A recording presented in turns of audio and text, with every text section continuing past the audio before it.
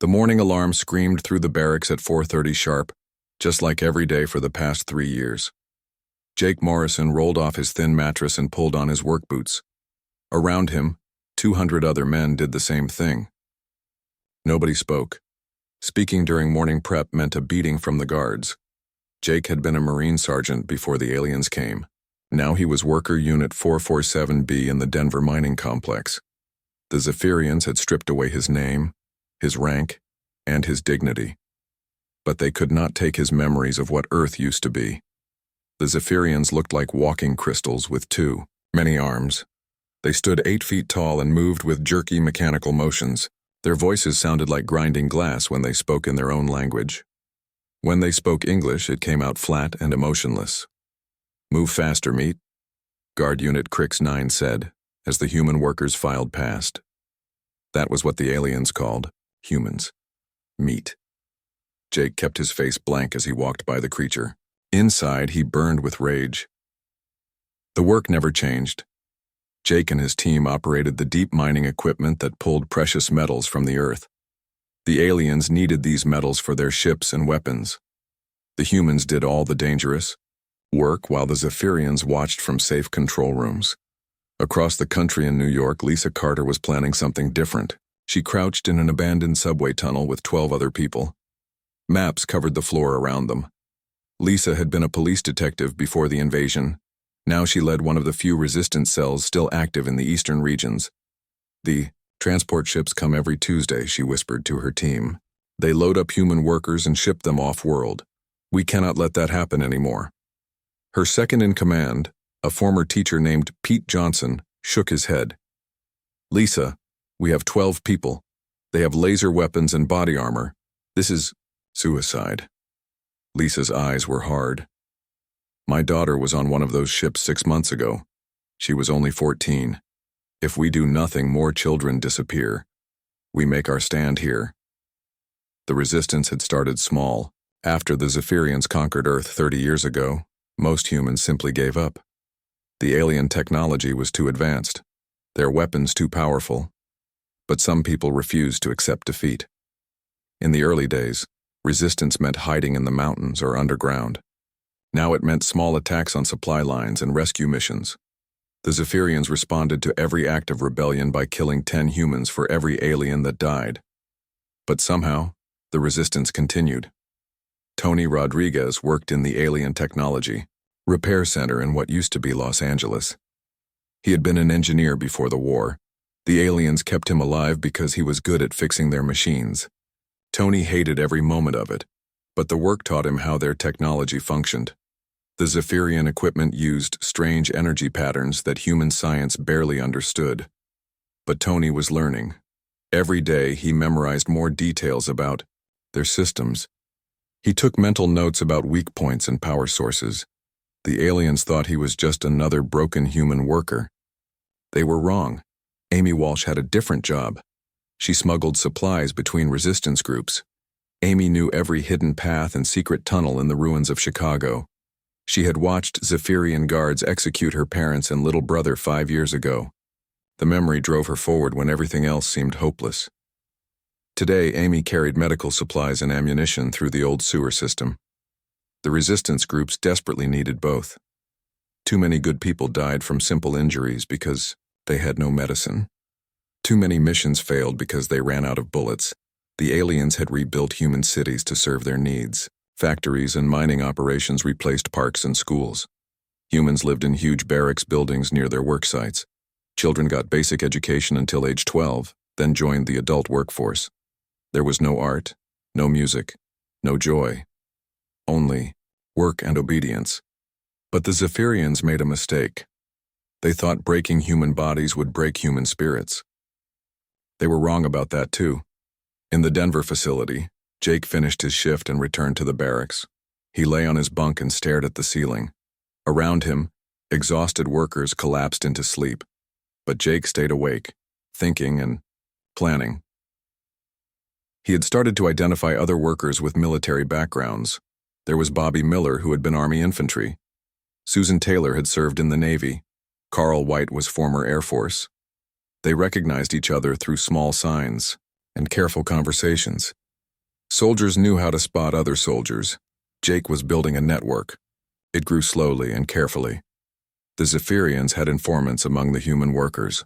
Trust was dangerous, but doing nothing was worse than dangerous. It was surrender. Lisa's team prepared for their mission. They had managed to steal some alien weapons from a supply depot. The energy rifles were powerful but difficult to use. Human hands were not designed for Zephyrian equipment.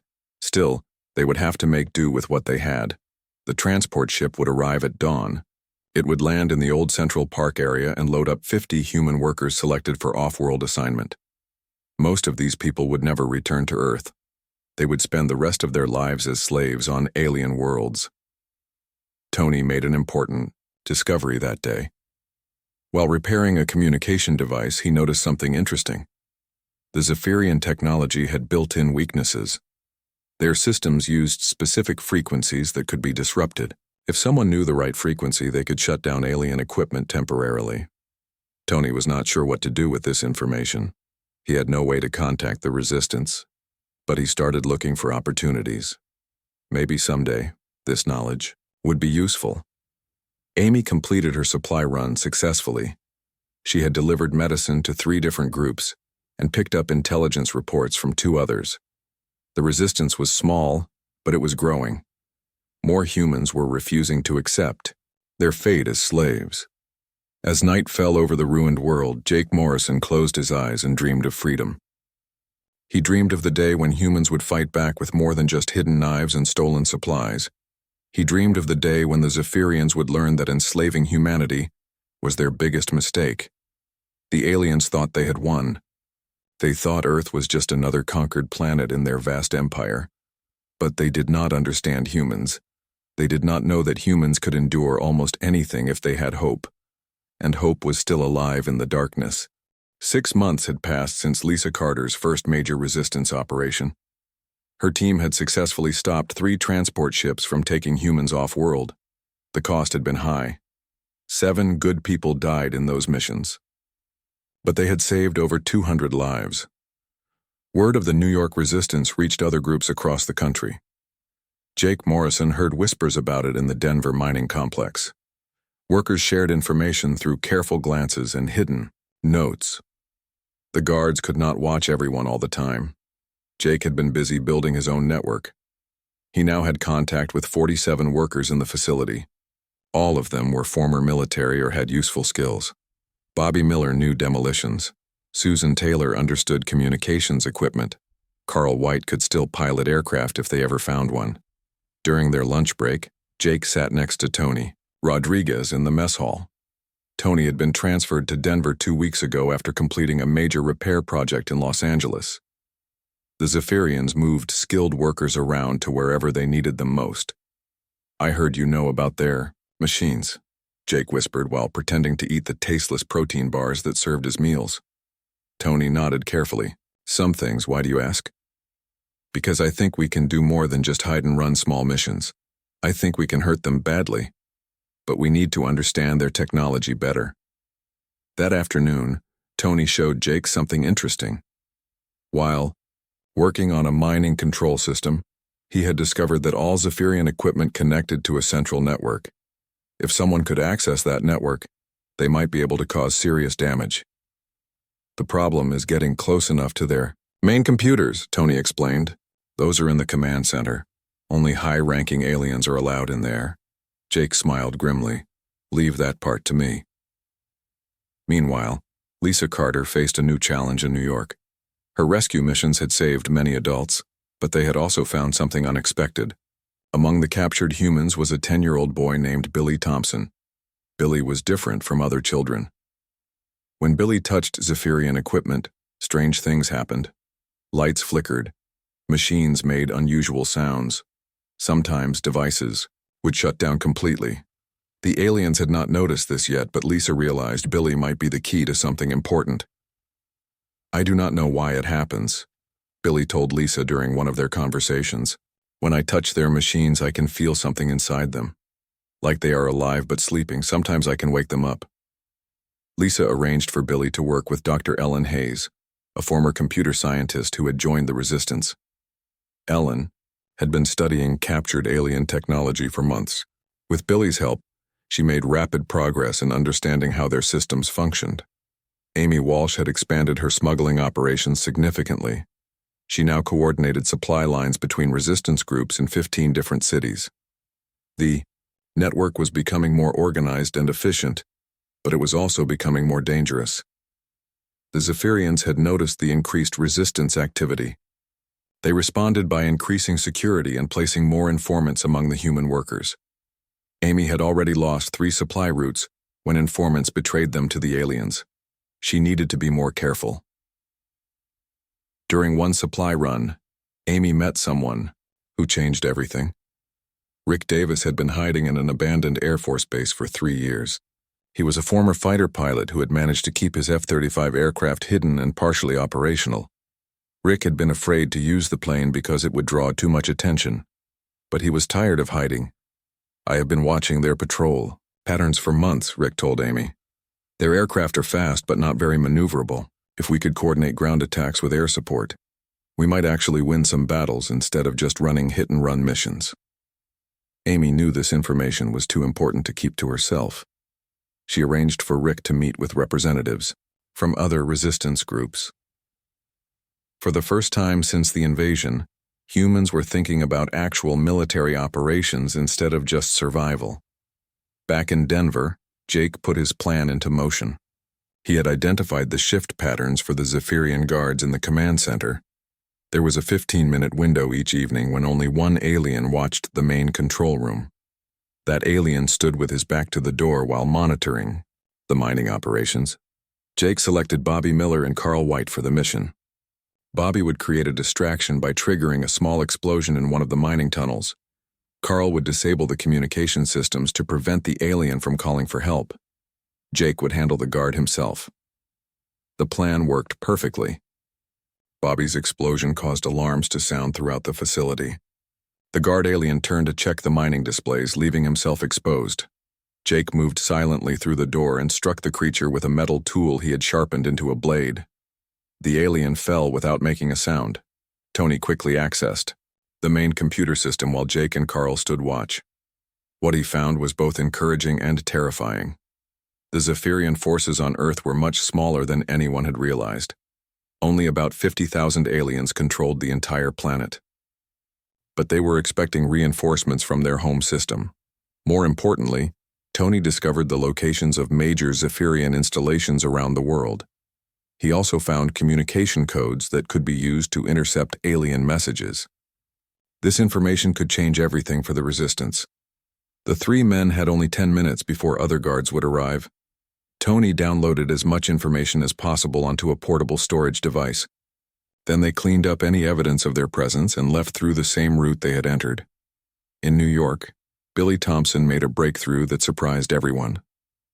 While working with Dr. Hayes on a captured alien weapon, Billy managed to do more than just shut it down. He actually reprogrammed it to fire at a different frequency. The modified weapon could penetrate Zephyrian body armor. "I can see the patterns inside their machines," Billy explained to the amazed adults. "It is like music, but with colors and shapes. When I change the patterns, the machines do different things." Lisa realized they had discovered something incredibly valuable. If Billy could modify alien weapons to work against their creators, the Resistance might finally have a chance to fight back effectively. Dr. Hayes worked with Billy to understand his abilities better. They discovered that Billy could not only reprogram individual devices, but he could also connect to the Zephyrian network remotely. This meant he might be able to disrupt their systems from a distance. Amy Walsh received an urgent message through the Resistance network. Jake Morrison in Denver had vital information that needed to reach every group immediately. The message contained details about Zephyrian military strength and the locations of their major installations. More importantly, the intelligence revealed that the aliens were planning something called Final Harvest. In 6 months, they intended to remove all remaining humans from Earth and transport them to slave colonies throughout their empire. Earth would then be strip-mined for resources until nothing remained. The resistance groups had 6 months to act. If they failed, humanity would be scattered across the galaxy as slaves. There would be no second chance for freedom. Lisa called an emergency meeting of resistance leaders from across the continent. Representatives from 12 different groups gathered in an abandoned train station outside Philadelphia. For the first time since the invasion, humans were planning to coordinate their efforts on a large scale. Jake Morrison attended the meeting, along with Tony Rodriguez and Dr. Hayes. Rick Davis flew his F-35 to the meeting site, proving that human aircraft could still operate without being detected. Billy Thompson stayed in New York but contributed to the planning through encrypted communications. The plan they developed was ambitious and dangerous. They called it Operation Awakening. The goal was to simultaneously attack Zephyrian installations across North America while broadcasting Billy's network intrusion programs to resistance groups worldwide. If it worked, they might cripple the alien occupation forces and inspire a global uprising. If it failed, the Zephyrians would eliminate the resistance completely. But doing nothing meant certain extinction for the human race. The seeds of rebellion had been planted. Now they needed to grow into a fire that would burn across the world. 2 months after the coordinated attacks, the resistance had changed completely. What began as desperate groups hiding in ruins had become an organized military force. Jake Morrison found himself promoted to colonel by popular vote among the air fighters. He now commanded over 3,000 people across the western regions. The transformation had not been easy. Many resistance members died from Zephyrian retaliation strikes. Entire communities were wiped out when the aliens discovered hidden bases. But for every human who fell, 2 more joined the fight. The brutal reprisals only made people angrier. Lisa Carter established a command center in the ruins of Philadelphia.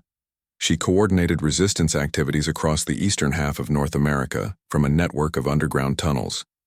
Her organization now included former military officers, government officials who had survived in hiding, and thousands of ordinary people who refused to accept slavery. The most important addition to their ranks was Colonel Steve Murphy. He had been a Pentagon strategic planner before the invasion.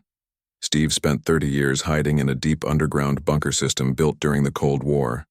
When he finally emerged, he brought with him detailed knowledge of pre-invasion military capabilities and hidden weapons caches.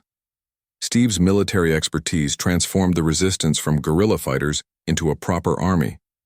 He organized them into disciplined units with clear command structures. More importantly, he knew where to find the weapons they needed to fight a real war. The government prepared for nuclear war with Russia, Steve explained to the resistance leaders. They built secret storage facilities all across the country. Most of these sites were never discovered by the aliens. We have access to tanks, aircraft, and even some nuclear weapons if we need them. Billy Thompson had become the Resistance's secret weapon. His ability to control alien technology had grown incredibly strong. He could now hack into Zephyrian networks from miles away and shut down entire facilities. But the strain was taking a toll on the young man. He was only 11 years old, but he looked much older due to the stress. Dr. Hayes worked constantly to keep Billy healthy while maximizing his abilities. She discovered that his power worked better when he was calm and focused. The chaos of battle made it difficult for him to concentrate on complex network infiltrations. Tony Rodriguez had established 3 different research centers where human engineers studied captured alien technology. They were making rapid progress in understanding how Zephyrian equipment functioned. More importantly, they were learning to build weapons specifically designed to counter alien advantages. The breakthrough came when Tony's team successfully reverse-engineered the power source for Zephyrian energy weapons. Human-built versions were less efficient than the alien originals, but they worked well enough. For the first time since the invasion, humans had weapons that could penetrate alien armor. Rick Davis was no longer the only pilot in the resistance. Steve Murphy's intelligence had led them to several hidden aircraft, including 2 squadrons of F-22 fighters that had been stored in underground hangars. Former Air Force and Navy pilots emerged from hiding to join Rick's growing Air Force. The human aircraft were older than the Zephyrian ships, but they had advantages that the aliens did not expect. Human pilots were more creative and unpredictable than alien commanders. They used tactics that confused and frustrated the enemy. Amy Walsh's supply network had evolved into a sophisticated logistics operation. She moved personnel and equipment across the continent using a combination of hidden vehicles, underground tunnels, and captured alien transport systems. Her teams could deliver supplies to resistance groups anywhere in North America within 48 hours. The resistance received unexpected help from an unusual source. A group of Zephyrians approached Lisa Carter under a flag of truce. These aliens were political refugees from their own society. They opposed the military conquest of Earth and wanted to help humans achieve freedom. The alien defectors revealed crucial information about Zephyrian military capabilities and political structure. Their empire was actually a military dictatorship, controlled by a small group of generals. Most Zephyrians were as oppressed as the humans they conquered. Our leaders told us that humans were primitive animals, explained Vex 7, the leader of the defector group. They said conquest was necessary for survival. But we have seen how humans live and work. You are not animals. You are people like us, and you deserve freedom. This information led to a dramatic change in resistance strategy. Instead of trying to kill all Zephyrians, they began focusing on the military leadership. If they could eliminate the generals and liberate the ordinary alien soldiers, they might end the war without destroying an entire species. Jake Morrison led the first major offensive under the new strategy.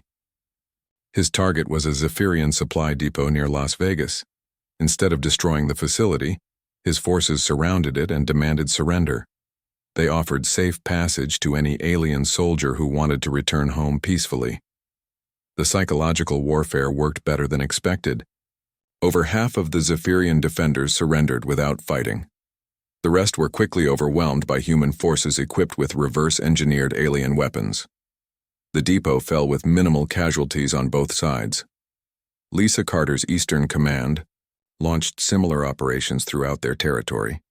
They captured 12 alien installations in 2 weeks while suffering only light losses. More importantly, they convinced over 200 Zephyrian soldiers to defect and join the human cause. The success of these operations proved that the resistance had evolved into something the aliens could not defeat through brute force. They were now fighting a political war as well as a military one. The Zephyrian leadership began to panic as their own soldiers started questioning the invasion. Billy Thompson made his most important contribution during this period.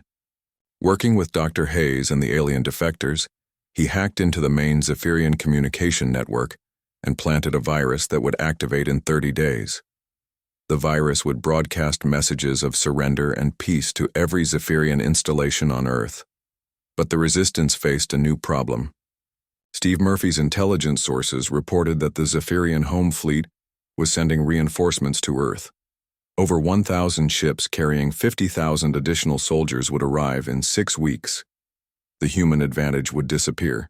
When those forces reach the planet, "We need to end this war before the reinforcements arrive," Steve told the emergency council meeting. "If we let them establish orbital control again, everything we have accomplished will be worthless." The solution came from an unexpected source. Rick Davis had been studying the Zephyrian orbital stations that controlled Earth's atmosphere. He discovered that these stations were not as heavily defended as everyone assumed. Most of their weapons were pointed downward to control the surface. They had minimal protection against attacks from space. If we could capture some of their transport ships, we might be able to reach the orbital stations, Rick explained. Once we control orbit, we can prevent the reinforcement fleet from landing. Tony Rodriguez supported Rick's plan. The captured alien defectors have given us access codes for their transport systems. Billy could hack the navigation computers and fly the ships remotely. We would not need alien pilots. Lisa Carter saw the potential in this strategy. "We take the war to them instead of waiting for them to come to us. I like it. But we will need volunteers for what amounts to a suicide mission." Jake Morrison volunteered immediately. "I have been fighting these creatures for 3 years. If there is a chance to end this war, I want to be part of it." Within a week, over 500 resistance fighters had volunteered for the orbital assault mission. They would use captured Zephyrian transport ships to attack the space stations that controlled Earth's orbit. The mission would either end the war or result in the death of everyone involved. Amy Walsh worked frantically to supply the mission with everything the volunteers would need. She coordinated with resistance groups worldwide to provide support for similar operations in other regions. If the plan worked, humans would launch simultaneous attacks on Zephyrian orbital installations around the globe. The resistance had risen from the ashes of defeat to become a force that threatened the entire Zephyrian occupation. They had weapons that could hurt the aliens. They had allies among the enemy forces. Most importantly, they had hope that victory was possible. The final battle for Earth was about to begin. But this time, humans would be fighting as equals instead of slaves. They had learned to use the enemy's technology against them. They had learned to turn the enemy's soldiers into allies, and they had learned that even the most powerful oppressor could be defeated by people who refused to give up. The ashes of the old world had given birth to something new, something stronger, something that would not be enslaved again. Operation Awakening began at dawn on a cold Tuesday morning. Across 7 different cities, resistance groups launched coordinated attacks on Zephyrian installations. Jake Morrison led the assault on the Denver mining complex while Lisa Carter's team struck the transportation hub in New York. The plan was simple but dangerous. Each group would attack at exactly the same time to prevent the aliens from warning each other. Billy Thompson would use his abilities to disrupt the Zephyrian communication network during the attacks. If everything worked, they might actually win some real victories. Jake's team had grown to over 60 people. Workers throughout the Denver facility had quietly joined the resistance over the past months. When the attack began, humans suddenly appeared from every corner of the complex with stolen weapons and improvised explosives. The Zephyrians were caught completely off guard. They had become comfortable with human obedience. For 30 years, the most resistance they faced was the occasional escape attempt or work slowdown. They were not prepared for organized military action. Bobby Miller's demolition expertise proved invaluable. His carefully placed explosives destroyed the main power generators, plunging the facility into darkness. The aliens' advanced equipment needed constant power to function. In the dark, humans had the advantage. Susan Taylor and her communications team captured the facility's radio center. They began broadcasting coded messages to other resistance groups, coordinating the ongoing attacks. For the first time since the invasion, humans controlled their own communications network. Carl White led a group of former military personnel in a direct assault on the alien barracks. The Zephyrians were dangerous fighters with superior weapons, but they were vastly outnumbered. More importantly, they had never faced humans who fought with nothing to lose. The battle lasted 6 hours. When it ended, the Denver mining complex was under human control. 12 resistance fighters had died, but they had killed over 40 Zephyrians and freed 800 human workers. The cost was high, but the victory was real. In New York, Lisa Carter's operation faced different challenges. The transportation hub was more heavily defended than the mining facility. The aliens had learned from previous resistance attacks and increased their security measures. Lisa's team used Billy Thompson's abilities to overcome these defenses. Billy connected to the facility's security network and turned the automated defense systems against the Zephyrians. Laser turrets that had been designed to kill humans suddenly began targeting their alien operators. The attack succeeded, but barely. Half of Lisa's team died in the assault, including Pete Johnson, who had been with her since the beginning. The surviving resistance fighters destroyed 3 transport ships and freed over 200 humans who had been scheduled for off-world shipment. Dr. Hayes made an important discovery during the battle. She found a damaged Zephyrian computer that contained detailed information about their military operations. The intelligence revealed that the aliens had been lying about their strength. They were not an unstoppable galactic empire. They were a dying civilization that conquered other worlds to survive. The Zephyrian home system was running out of resources. Their population was declining due to environmental damage and genetic problems. Earth was not just another conquest. For them, it was their last hope for survival. This information changed everything about how the Resistance viewed their enemy. Tony Rodriguez led a successful attack on the Technology Center in Los Angeles. His intimate knowledge of alien equipment allowed his team to capture valuable hardware intact. More importantly, they discovered that the Zephyrians had been using human creativity to improve their own technology. The aliens forced human engineers to solve problems that Zephyrian minds could not handle. Human innovation had been responsible for many of the improvements in alien equipment over the past 30 years. Without human slaves, their technology would begin to decline rapidly. Rick Davis provided air support for 3 different ground attacks. His F-35 proved that human military technology could compete with alien aircraft. The Zephyrian ships were faster and had better weapons, but they could not match human piloting skills and tactical flexibility. During one engagement, Rick shot down 2 alien patrol ships that were rushing to reinforce a besieged installation. The psychological impact was enormous. Humans had been told for 3 decades that resistance was hopeless. Seeing alien ships burning in the sky proved that the enemy could be beaten. Amy Walsh coordinated supplies and reinforcements between the different battle sites. Her smuggling network had evolved into a military logistics operation. She moved weapons, ammunition, and medical supplies to wherever they were needed most. But the victories came with a terrible price. The Zephyrians responded to the coordinated attacks with massive retaliation. They bombed human residential areas in cities where resistance activity had been detected. Over 10,000 innocent people died in the reprisals. The alien response divided the resistance movement.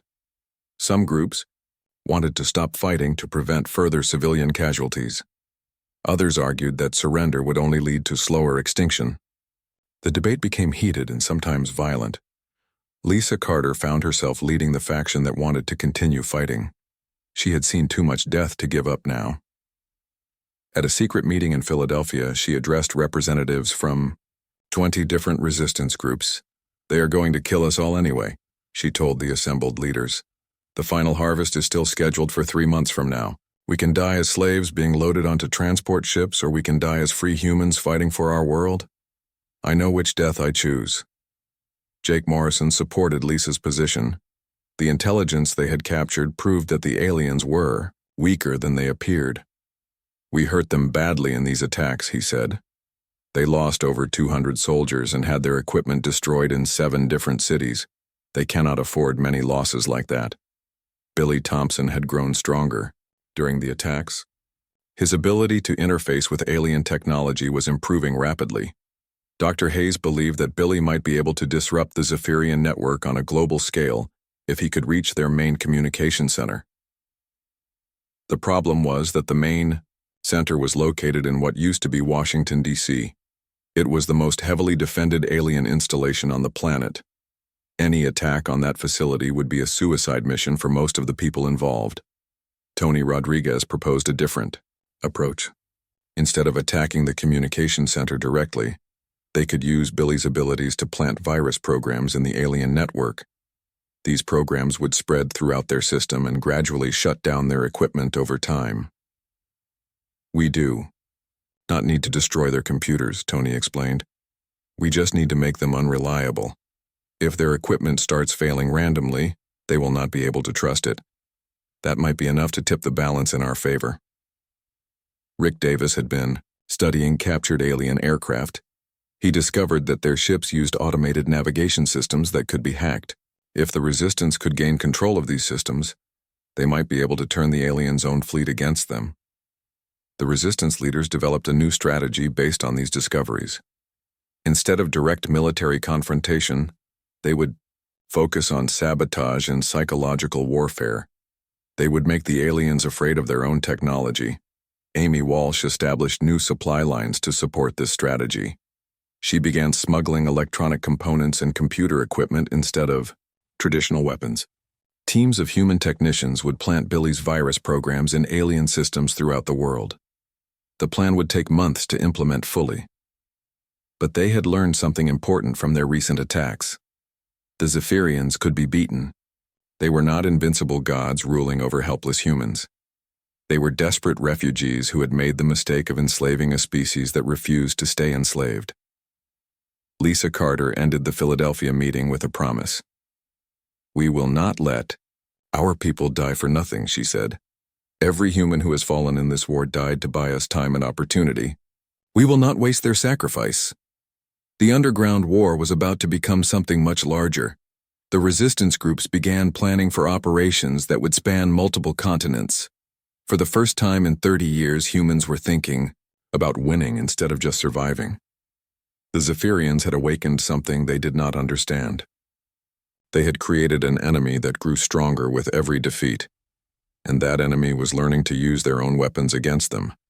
The next phase of the war would determine whether humanity lived free or died as slaves. But at least now they were fighting with hope instead of desperation. The underground war had become a revolution. Operation Phoenix began at midnight on a moonless night in September. Around the world, human resistance forces launched their most ambitious attack in 30 years of occupation. Jake Morrison stood on the bridge of a captured Zephyrian transport ship, watching Earth grow smaller beneath them as they climbed toward the orbital stations.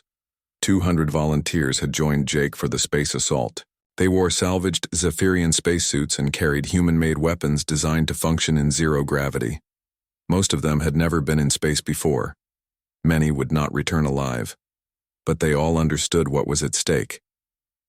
Billy Thompson remained, on Earth, coordinating the mission from a secure bunker in Colorado. His mental connection to alien technology allowed him to control multiple ships simultaneously. The young man's face was pale with concentration as he guided 12 transport vessels toward their targets. "Orbital Station 3 is directly ahead," Billy's voice crackled through the communication system. "I am reading 47 life signs aboard. They have not detected your approach yet." Jake checked his weapon one final time. The rifle had been built by Tony Rodriguez's engineering team specifically for this mission. It fired plasma bolts that could penetrate Zephyrian armor and hull plating. The technology was based on captured alien designs but improved with human innovations. The assault on the orbital stations required perfect timing. Similar attacks were happening above Europe, Asia, and Africa. If any region failed to capture their targets, the entire operation would collapse. The Zephyrians would destroy the remaining human forces from orbit. Lisa Carter led the European operation from a command center in the ruins of London. Her forces had captured 15 Zephyrian installations across England, France, and Germany in the past month. Now they were attempting something much more dangerous. Transport 7 reports successful docking with Orbital Station 1, came the report from her communications officer. They are beginning their assault now. Lisa watched the tactical displays that showed human forces attacking targets around the globe. Red dots marked successful operations while yellow indicated ongoing battles. Too many dots were still yellow for her comfort. The resistance had grown far beyond what anyone imagined possible. Over 50,000 humans were now actively fighting the occupation. They had allies among the Zephyrian population and access to enemy technology, but they were still outnumbered by the alien military forces. Tony Rodriguez monitored the technical aspects of Operation Phoenix from his laboratory in New Mexico. His job was to ensure that the virus programs Billy had planted in the Zephyrian network activated at precisely the right moment. The timing had to be perfect, or the entire plan would fail.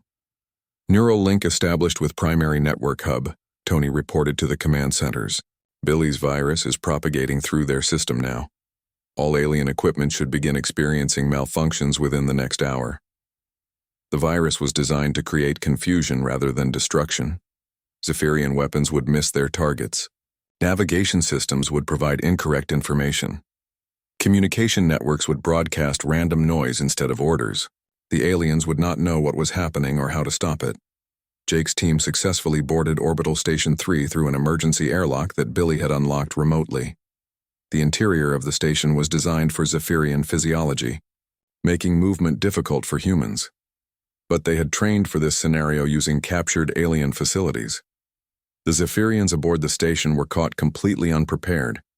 They had grown complacent during 3 decades of unchallenged control. Most of them were technicians rather than soldiers, They surrendered quickly when faced with determined human fighters. Station 3 secure, Jake reported. We have control of the orbital defense platforms, beginning to target other alien installations as planned. But the operation faced serious problems in other regions. The assault on Orbital Station 5 above Asia had failed. Half of the human volunteers died when their transport ship exploded during the docking attempt. The survivors were trapped aboard a damaged alien vessel with no way to reach their target. Rick Davis led a squadron of captured alien fighters to support the failing Asian operation. His pilots flew with desperate courage, knowing that failure meant the death of their trapped comrades. The space battle above the Pacific Ocean lasted 4 hours and cost both sides heavily. Amy Walsh coordinated the global supply effort from her headquarters in Denver. Her teams worked around the clock to provide ammunition, medical supplies, and replacement equipment to resistance forces around the world. The logistics were incredibly complex, but somehow everything kept moving. Colonel Steve Murphy had been planning for this day since he emerged from his underground bunker. He activated sleeper cells of former military personnel who had been hiding in civilian populations for 30 years. These soldiers provided crucial support for resistance operations in regions where human forces were weak. The nuclear option remained available if everything else failed. Steve had access to 12 intercontinental ballistic missiles hidden in secret silos. The warheads could destroy major Zephyrian installations, but using them would also kill millions of humans living in those areas. Dr. Hayes monitored Billy Thompson's condition as the young man pushed his abilities to their absolute limit. Controlling alien technology across an entire planet was taking a tremendous toll on his health. His vital signs showed dangerous levels of stress. Billy, you need to rest, Dr. Hayes urged. The virus programs are working. You do not need to maintain active control of every system. But Billy refused to reduce his efforts.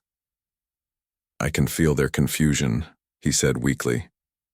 Their machines are not obeying them anymore. Just a little longer and we can win this. The virus programs were indeed causing chaos throughout the Zephyrian military structure. Weapon systems shut down randomly during firefights. Transport ships flew in circles when their navigation computers malfunctioned. Communication networks broadcast surrender messages instead of military orders. Lisa Carter's forces captured Orbital Station 1 after a brutal 6-hour battle. The European operation cost over 300 human lives, but they now controlled the satellites that managed weather and atmospheric conditions above their continent. More importantly, they could prevent Zephyrian reinforcement ships from landing safely. Jake Morrison used the orbital defense platforms to support ground operations around the world. The space-based weapons could strike Zephyrian installations with devastating precision. For the first time since the invasion began, humans had the technological advantage. But the victory came at an enormous cost. Over 2,000 resistance fighters died during Operation Phoenix. Entire cities were destroyed when desperate Zephyrian commanders activated self-destruct systems rather than surrender their facilities. The human population of Earth dropped by nearly 1 million people during the 36-hour battle. The Zephyrian reinforcement fleet arrived in the middle of the chaos. 1,000 alien ships dropped out of hyperspace to find their orbital installations under human control, and their ground forces in full retreat. The fleet commander, General Zex Prime, had never faced a situation like this in 50 years of military service. How is this possible? Zex Prime demanded of his subordinates. These creatures were completely subjugated. They had no military capabilities. The answer came from an unexpected source. Vex 7, the Zephyrian defector who had been working with the human resistance, broadcast a message to the incoming fleet. He explained how human creativity and determination had overcome alien technological advantages. He urged his fellow Zephyrians to end the war before more lives were lost. The humans are not our enemies, Vex 7 announced. They are fighting for the same thing we once fought for: freedom from oppression, justice for their people, the right to live without fear. We have become the oppressors we once hated. The message created divisions within the Zephyrian fleet. Many soldiers had grown tired of the endless wars of conquest. They had families back home who suffered while resources were spent on military campaigns. Some ship commanders began to consider Vex 7's words seriously. Jake Morrison watched from Orbital Station 3 as the alien fleet hesitated in space above Earth. This was the moment that would determine the future of both species. Would the Zephyrians choose to continue the war? Or would they finally listen to reason? Billy Thompson made one final effort that changed everything. Using every bit of strength remaining in his young body, he hacked into the flagship of the Zephyrian fleet and broadcast a message directly to General Zex Prime. The message contained everything the Resistance had learned about the alien political situation. Your own people are starving while you wage war on innocent worlds. Billy's translated words appeared on Zex Prime's command screens.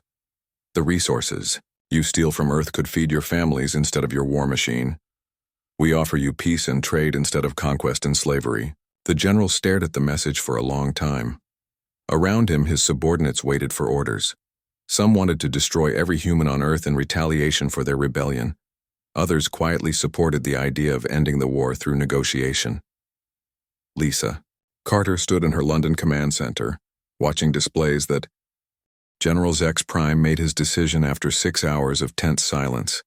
Instead of ordering the destruction of Earth, he agreed to meet with human representatives aboard his flagship.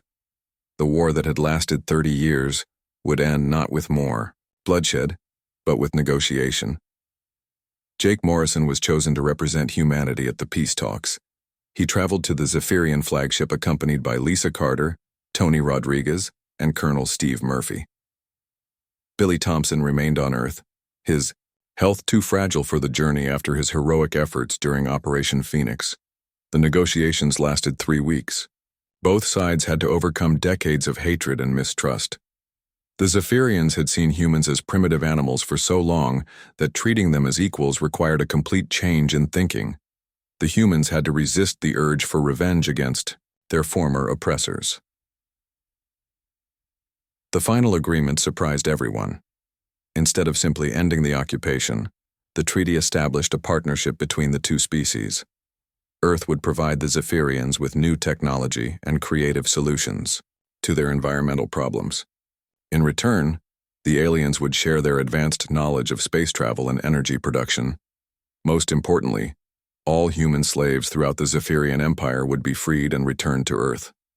Transport ships began arriving within days, carrying thousands of people who had been taken from their families years or decades earlier. The reunions were emotional and sometimes heartbreaking, but they marked the true end of human bondage. 5 years after the peace treaty, Jake Morrison stood on the bridge of the Earth ship Freedom's Dawn as it entered orbit around Zephyr Prime, the alien homeworld. He now held the rank of admiral in the newly formed Terran space fleet. The former Marine sergeant had become one of the most respected military leaders in human history. The ship carried a mixed crew of humans and Zephyrians, working together to explore distant star systems. Jake's second-in-command was Commander Vex 7, the alien defector who had played a crucial role in ending the war. Their partnership had become a symbol of cooperation between the two species. Lisa Carter had become the first human ambassador to the Zephyrian government. She worked tirelessly to improve relations between the former enemies and to prevent future conflicts. Her experience as a resistance leader made her uniquely qualified to understand both the need for vigilance and the importance of reconciliation. Tony Rodriguez established the Earth Zephyr Technology Institute, where scientists from both species worked together to solve problems that neither could handle alone. Human creativity combined with Zephyrian technical knowledge had produced innovations that benefited everyone. The Institute's greatest achievement was the development of environmental restoration technology that could repair the damage caused by centuries of warfare and resource extraction. Both Earth and Zephyr Prime began healing from their wounds. Billy Thompson had grown into a healthy young man whose abilities continued to develop. He became the first human to attend the Zephyrian Technical Academy, where he studied advanced computer systems and network architecture. His unique talents made him invaluable in designing the communication networks that connected human and alien colonies across the galaxy. Amy Walsh used her logistics expertise to establish trade routes between Earth and dozens of alien worlds. Her merchant fleet carried goods and cultural exchanges that strengthened the bonds between different species. She had transformed from a smuggler hiding in ruins into one of the most successful business people in known space. Rick Davis commanded the Earth Defense Squadron, a combined force of human and Zephyrian ships that protected both homeworlds from external threats. The galaxy contained many dangers beyond the two allied species. Pirates, hostile aliens, and natural disasters required constant vigilance. Dr. Hayes established medical research programs that studied the biological differences between humans and Zephyrians. Her work led to treatments for diseases that had plagued both species for generations. She also developed techniques for helping human-Zephyrian partnerships work more effectively in space environments. Colonel Steve Murphy became the director of the Interspecies Defense Council, an organization that coordinated military responses to threats against any member world. His strategic expertise helped prevent several wars between other alien civilizations, but the partnership faced serious challenges. Not all humans were willing to forgive 30 years of slavery and oppression. Terrorist groups attacked Zephyrian civilians living on Earth. Some humans demanded that all aliens be expelled from the planet permanently. Similarly, many Zephyrians could not accept that their former slaves had become equal partners. Conservative factions in the alien government worked to undermine the peace treaty. Some Zephyrian military units refused to work alongside human officers. The crisis came to a head when extremists from both species attempted to sabotage a joint exploration mission to the Andromeda Galaxy. Jake Morrison and Vex 7 discovered the plot and worked together to prevent what could have been a catastrophic incident that would have destroyed the Alliance. The successful prevention of the sabotage proved that the partnership could survive even the most serious challenges. Both governments moved quickly to arrest the extremists and reaffirm their commitment to cooperation. Public support for the alliance grew stronger as people realized how much they had to lose. 10 years after the peace treaty, Earth had become the center of a growing alliance of species that valued freedom and cooperation over conquest and domination. The Terran Republic included not only humans and Zephyrians, but also refugees from other worlds who had escaped various forms of oppression. Jake Morrison reflected on the incredible journey as he prepared for another diplomatic mission to a distant star system. The scared factory worker who had once cleaned alien machines had become an admiral commanding fleets that explored the far reaches of space. The Resistance had achieved something that no one imagined possible during those dark days of slavery. They had not only freed humanity from oppression but had transformed their oppressors into allies. The fury that had driven them to fight had been tempered with wisdom and compassion. Lisa Carter often visited the memorial built on the site of her old Resistance headquarters in New York. The names of Pete Johnson and thousands of other fallen fighters were carved into black stone.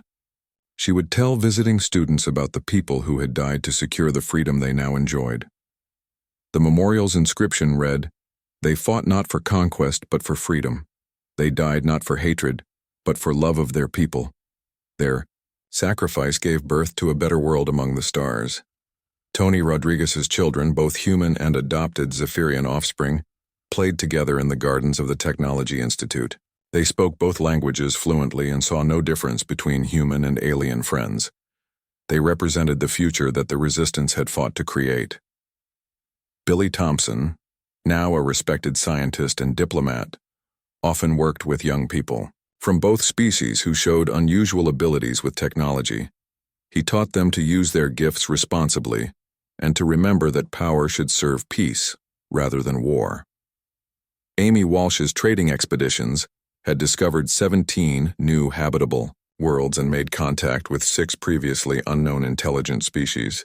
Her motto was painted on every ship in her fleet: "The universe is vast enough for all who choose to explore it in peace." The Zephyrian Empire had become the Zephyrian Republic, a democratic government that renounced conquest in favor of exploration and scientific advancement. Former generals became researchers, former soldiers became explorers.